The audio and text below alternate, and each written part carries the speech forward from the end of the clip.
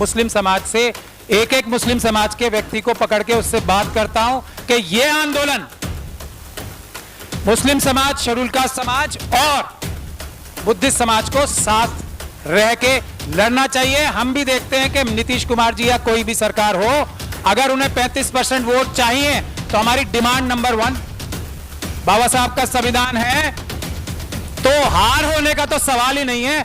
ये जीत का टाइम कम करने के लिए हम फार्मूला आपको बताना चाहते हैं। बहुत बहुत मैं आमंत्रित कर रहा हूं महमूद प्राचा जी, जितने भी हमारे बहुजन आंदोलन चलते हैं वो हमारे साथ कंधे से कंधा मिलाकर हर कार्यक्रम में हमारे साथ शामिल रहते हैं और संवैधानिक रूप से, लीगल रूप से अपना सहयोग आक्रामक रूप में देते रहे हैं। मैं उनको आमंत्रित कर रहा हूं कि संक्षेप में थोड़े से इस आंदोलन को और कैसे तेज किया जाए और लीगल तरीके से हम उसमें क्या कार्रवाई कर सकते हैं, इस पर प्रकाश डालेंगे महमूद प्राचा जी।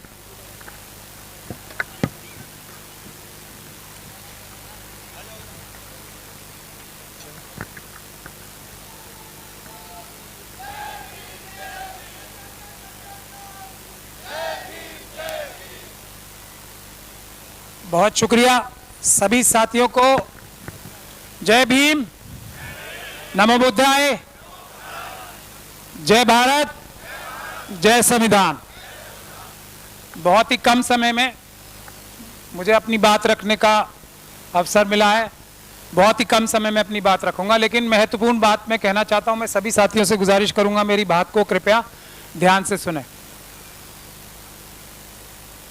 सबसे पहले तो जो ये केस सुप्रीम कोर्ट में चल रहा है उसके बारे में मैं ये बताना चाहता हूं कि मुझे मुस्लिम समाज के केसेस का एक्सपीरियंस है। उस एक्सपीरियंस से सीख के मैं आप लोगों के सामने स्ट्रेटजी बनाने के लिए कुछ सलाह देना चाहता हूं। अगर आप लोग उस पर गौर करें तो बहुत मेहरबानी होगी। बाबरी मस्जिद का केस जो मुस्लिम समाज हारा, मैं ये नहीं कह रहा कि जजेस बहुत न्यूट्रल थे उसमें और जो भी हुआ वो सब दुनिया जानती है, लेकिन मुसलमानों की तरफ से भी जो पैरवी की गई वो मजबूत पैरवी नहीं थी। इस बात को कहने में मुझे कोई शर्म और गुरेज नहीं है। अगर आप लोग चाहेंगे तो डिटेल में मैं आपको बता सकता हूं, लेकिन वो उसका समय यहाँ नहीं। उसी प्रकार से जो केस काशी का चल रहा है वो भी ठीक तरीके से नहीं लड़ा गया और उसका नतीजा आप लोग देख रहे हैं कि वहां पे भी आज वही स्थिति है जो महाबोधि महाविहार में है।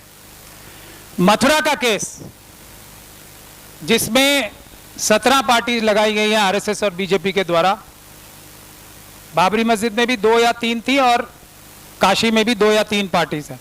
वो केस मैं लड़ रहा हूं।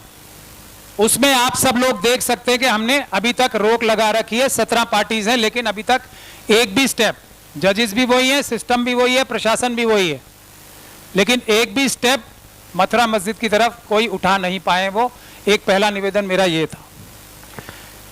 बनते सुमित रतन जी ने मुझसे कहा, और जो केस चल रहा है 2012 से, उसमें मैंने इंटरवेंशन डाली। बहुत मुश्किल से उसकी फाइल मुझे पढ़ने भर के लिए मिली है, अभी तक देखने के लिए मिली है।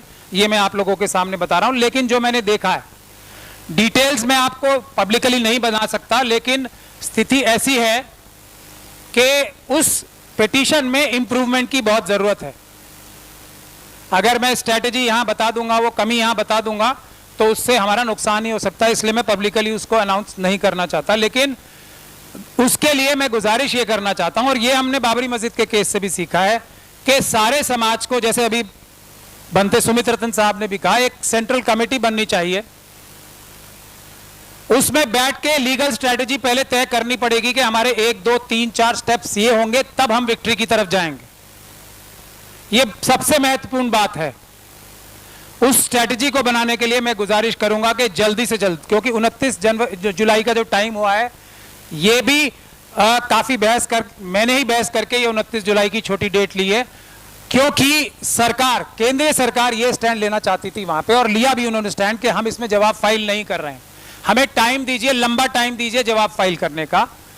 तब मैंने ये याद दिलाया अदालत को कि इसी तरह की एक लिटिगेशन 90s में भी हो चुकी है, उस केस में भी सेंट्रल गवर्नमेंट ने कोई भी स्टैंड नहीं लिया था, बावजूद इसके कि उनको कई बार मौके मिले थे, कोई स्टैंड नहीं लिया।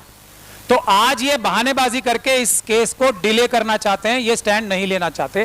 तो फिर उसके बाद उन्होंने बिहार के इलेक्शन का भी, जो एडिशनल सॉलिसिटर जनरल साहब अपीयर हो रहे थे, उन्होंने बिहार के इलेक्शन का भी बहाना लिया, लेकिन कोर्ट ने उनकी एक ना सुनी। लेकिन अब इसमें यह है कि हमें इसी महीने में बैठ के 29 जुलाई का वेट नहीं करना है, अपनी लीगल स्ट्रैटेजी पूरे समाज को तय करनी पड़ेगी। यह किसी एक व्यक्ति का विषय नहीं है, क्योंकि यह पूरे इंडिया के बुद्धिस्ट समाज के लोगों का भी विषय नहीं है, यह पूरे वर्ल्ड के बुद्धिस्ट समाज के लोगों का विषय है।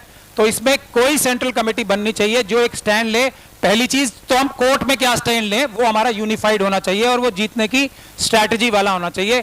किसी एक व्यक्ति ने अगर पिटीशन पहले डाल भी दी है तो पूरी तरीके से उसके ऊपर निर्भर होना मेरे ख्याल से बहुत नुकसान का सौदा होगा। ये बात हमने बाबरी मस्जिद से सीखी, मैं ये पूरी जिम्मेदारी के साथ कह रहा हूं। दूसरी बात मैं खत्म कर रहा हूं। दूसरी महत्वपूर्ण बात यह है कि मैं बार बार इस बात को कहता हूं, अगर कोई भी लड़ाई इस तरह की जीतनी है जो बहुजन समाज के लोगों की है, तो वो 80% सड़क पे लड़ी जाएगी और 20% अदालत में।